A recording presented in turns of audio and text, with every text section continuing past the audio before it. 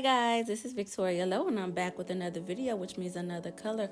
Boy, have I missed you guys. If you want to see how I did this cute deep red, stay tuned. Let's mix it up. Mix it, lipstick, mix it. Mix it, lipstick, mix it. Mix it, lipstick, mix it. Mix it, lipstick. Let's mix it up. Mix it, lipstick, mix it. Mix it, lipstick, mix it. Mix it, lipstick, mix it. Let's mix it up. Alright, first things first, I'm going in with 18 tablespoons or 307 grams of my world famous base, a Very Veelo Beauty lipstick base. You can grab this base at veryveelobeauty.com. And yes, I am making a wholesale order, which explains why I am using so much base at one time. So I'm basically making one color for 3 different orders, and I just decided to bring you guys along with me. The color that I'm making today goes by the name of Brooklyn.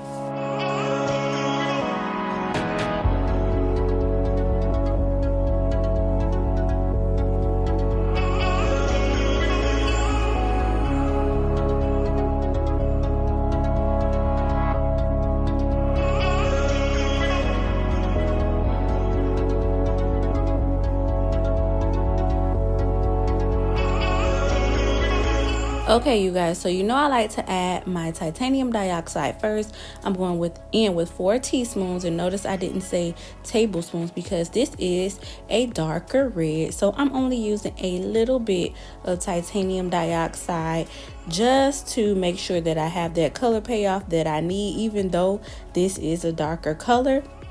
So I just want to stress the fact that you need to always add some titanium dioxide in your color, no matter how dark or light. And now I'm going in with 16 tablespoons of the FD&C Red number 40 Alum Lake, and I'm going to mix that in first really good, and then I'm going to take it back to the mixer.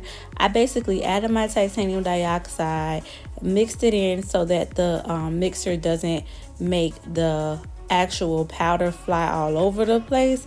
So I kind of just got it wet with the base, and then I took it to the mixer, and I'm doing the very same thing here, just kind of getting it in, making sure that I don't see no white around the edges of the bowl, and I took it back to the mixer.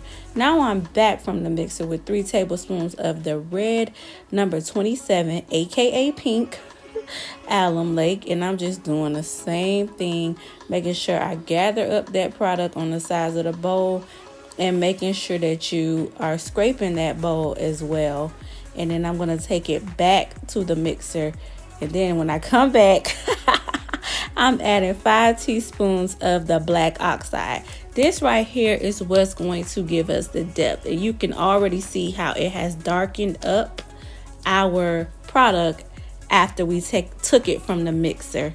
So I'm sorry, after I hand mixed it. So I put it back in the mixer, and I'm showing you guys a swatch, and that's what I got. So now you see this nice deep cherry red color after we've added that black oxide, and we only added a little bit. So you guys, a little goes a long way with the black oxide, so just a little tip. So now I'm going in with 8 tablespoons of the Isododecane remix, because we are at our halfway mark. And of course, I want to add more color after I add the ISO remix always. So I'm going in with 8 tablespoons or 66 grams of the FD&C Red number 40 Alum Lake, 3 tablespoons or 16 grams of the FD&C Red number 27 Alum Lake, aka pink, and last but not least, 1 teaspoon or 2 grams of the FD&C Blue number 1 Alum Lake. And I'm just going to mix all of that up really good with my spatula before I take it to the mixer for a final mix. And that's a final mix before adding the Kaolin Clay.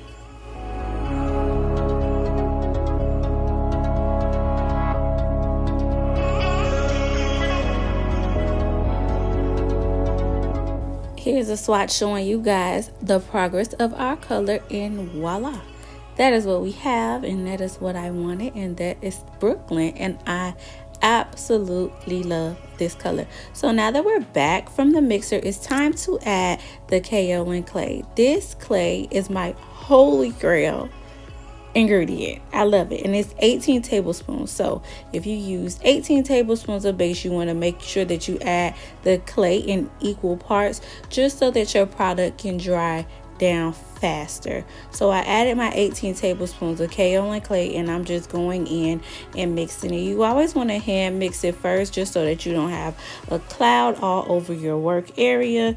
And that's just what I'm doing, folding the clay in.